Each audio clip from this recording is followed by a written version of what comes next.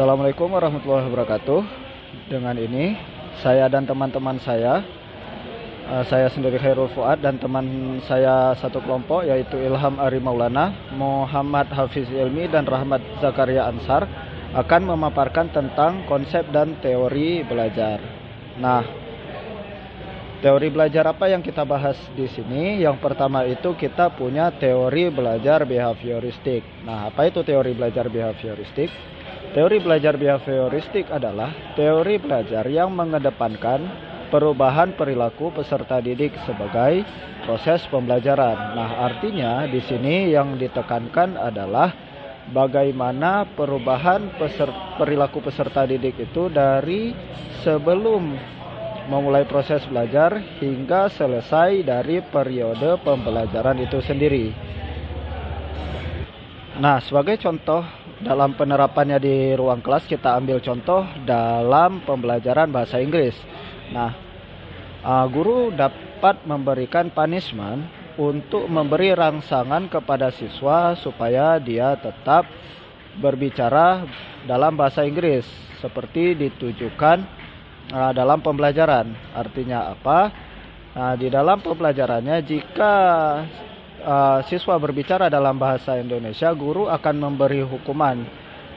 Bentuk hukuman itu sendiri terserah dari gurunya, tapi dari pemberian hukuman tersebut diharapkan siswa terbentuk pembiasaan mereka agar di kelas mereka tetap berbicara dalam bahasa Inggris. Nah, perubahan mereka dalam berbicara dalam bahasa Indonesia menjadi berbicara dalam bahasa Inggris inilah yang kita katakan sebagai behavioristik dari siswa itu sendiri. Oke, untuk teori belajar kedua yaitu teori belajar konstruktivistik. Teori ini mengakui bahwa peserta didik akan menginterpretasikan informasi ke dalam pikirannya hanya pada konteks pengalaman dan pengetahuan mereka sendiri, pada kebutuhan, latar belakang, dan minatnya. Artinya di sini pembangunan terhadap siswa dari pengalaman mereka sendiri dalam proses belajar itu. Dalam penerapan di dalam kelas, kita contohkan, katakanlah dalam pembelajaran bahasa Inggris, guru mengajarkan tentang recount text. Nah, dalam recount text, guru memberi gambaran bahwa recount text itu adalah menceritakan tentang pengalaman mereka sendiri di masa lalu. Pembentukan yang diharapkan dari sini adalah siswa mampu untuk menggali sendiri pembelajaran bagaimana penggunaan dari past tense itu sendiri, termasuk dalam penggunaan to be-nya, penggunaan kata kerja, dan juga penggunaan adverb of time-nya. Nah, jadi prosesnya untuk mereka bisa membangun ini didampingi oleh guru, tetapi ilmu yang didapatkan oleh siswa adalah dari mereka sendiri yang mencari ilmu tersebut. Nah, untuk yang ketiga ada teori pembelajaran kognitif sosial. Nah, untuk teori kognitif sosial ini adalah teori yang menonjol dari gagasan bahwa sebagian besar pembelajaran manusia terjadi dalam sebuah lingkungan sosial. Secara sederhananya, anak-anak belajar dari lingkungan mereka dan mereka meniru apa yang terjadi di lingkungan mereka. Dalam penerapannya dalam ruang kelas, kita contohkan seperti siswa diberikan sebuah video atau diberikan sebuah konteks dalam pembelajaran seperti recount text tadi. Nah, dari video yang diberikan, siswa tersebut mengidentifikasi kebahasaan yang digunakan, pola kalimat yang digunakan, juga bagaimana pengucapan dari setiap kata atau kata-kata kerja tertentu. Nah, dari situ siswa meniru hal tersebut dan menciptakan sesuatu dari diri mereka sendiri.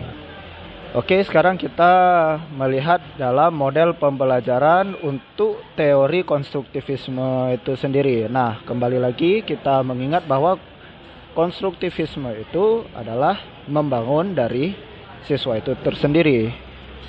Dalam case ini kami mengambil 4 model pembelajaran. Yang pertama itu ada problem based learning. Untuk problem based learning itu mengharuskan siswa untuk secara mandiri mencari tahu tentang permasalahan yang diberikan. Nah, artinya di sini guru hanya memberikan permasalahan dan ilmu dasar kepada siswa. Dari situ siswa mengembangkan sendiri permasalahan itu dan menemukan jawaban dari permasalahan yang diberikan oleh guru itu tersendiri. Demikian. Untuk project based learning, model pembelajaran ini adalah menitik beratkan proses belajar yang memiliki hasil akhir berupa produk. Nah, dari sini dapat kita artikan bahwa model pembelajaran ini hampir sama dengan problem based learning, hanya saja hasil akhirnya itu yang menjadi titik berat dalam model pembelajaran project based learning tersebut. Yang ketiga itu ada model jigsaw. Model jigsaw ini tersendiri adalah termasuk ke dalam discussion based. Artinya apa? Model ini memberikan peluang kepada siswa untuk berdiskusi, di mana siswa sendiri yang bertanggung jawab atas materi mereka dan siswa itu sendiri yang mengemukakan ilmu mereka terhadap kelompok lain. Seperti itu. Dan yang terakhir adalah model inquiry, yaitu model pembelajaran yang menekankan pada pengembangan keterampilan, penyelidikan, dan kebiasaan berpikir dari siswa. Oke, selanjutnya kita akan melihat study case dari permasalahan yang biasa kita temukan di sekolah. Kita akan berbicara dari usia dari yang paling muda hingga ke yang paling tua. Maka yang pertama kita lihat Tania, berusia 7 tahun. Nah, problemnya sendiri adalah Tania memiliki kemampuan rendah dan keinginan yang rendah untuk sukses. Nah, bagaimana kita menyikapi hal ini? Dilihat dari segi umur, si anak berada di kelas 1 SD, di mana si anak perlu banyak diberikan stimulus yang membangkitkan semangatnya. Solusi untuk memberikan motivasi kepada si anak bisa dengan memberikan kesempatan lebih banyak kepada si anak untuk mengembangkan potensinya, memberikan reward dan kata-kata motivasi supaya bangkit semangat dari dirinya untuk mau berusaha lebih. Selain dari itu, memberikan lebih banyak waktu dan ruang untuk si anak juga dapat meningkatkan kemampuannya, karena setiap anak memiliki level yang berbeda dalam meningkatkan kemampuannya. Seperti itu. Lalu ada Samuel. Samuel berusia 10 tahun. Yang bekerja keras untuk menjaga harga dirinya pada tingkat tinggi, tetapi memiliki rasa takut akan gagal yang kuat. Oke. Solusi yang bisa diberikan adalah memberi kata-kata motivasi serta contoh dari orang lain yang memiliki keberanian yang kuat untuk melewati berbagai tantangan dalam hidupnya, termasuk mengambil resiko dan banyak mengalami kegagalan, namun mereka tetap bangkit. Ini dilakukan supaya pikirannya bisa terbuka lebih kuat dan tumbuh keberanian dalam dirinya, sehingga terbentuk dalam pikirannya bahwa kegagalan itu bisa memberi pelajaran yang berharga dalam hidupnya supaya bisa lebih maju. Lalu ada Sandra, usia 13 tahun, yang tenang di kelas dan meremehkan keterampilan mereka. Oke. Untuk kasus ini, si anak mampu menganalisa keterampilan dari setiap temannya, termasuk juga dirinya. Nah, ini poin plus. Lalu perlu usaha ekstra dari guru untuk memberikan contoh langsung dari akibat meremehkan orang lain. Guru pun juga bisa menampilkan contoh-contoh orang yang membangun dan memelihara hubungan baik dengan orang lain dan efeknya dalam pertemanan. Perlu ditanamkan sifat perilaku saling menghargai dan saling membantu satu sama lain. Lalu yang terakhir ada Robert, berusia 16 tahun. yang menunjukkan sedikit minat di sekolah dan saat ini tinggal bersama dengan bibinya. Anda sudah tidak dapat menghubungi orang tuanya lagi ya. Seperti ini, artinya dia tidak bersama orang tuanya. Nah, dalam kasus ini seorang guru perlu mencari tahu latar belakang kenapa anak tersebut sedikit minatnya di sekolah.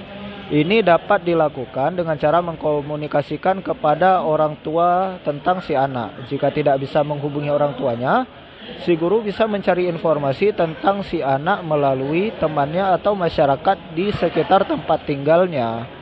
Jika masalah telah teridentifikasi, selanjutnya si guru perlu mencari solusi terhadap permasalahan tersebut dan melakukan pendekatan-pendekatan persuasif untuk membangkitkan kembali minat belajar si anak. Terkadang siswa yang sedikit minatnya disebabkan oleh ketidaksukaannya terhadap pelajaran tertentu, suasana kelas yang tidak nyaman baginya, atau mungkin permasalahan keluarga. Oke, sekian presentasi dari kelompok kami. Saya Khairul Fuad dan teman saya Ilham Ardi Maulana, Muhammad Hafiz Ilmi, dan Rahmat Zakaria Ansar. Mohon undur diri. Terima kasih telah mengikuti presentasi kami. Assalamualaikum warahmatullahi wabarakatuh.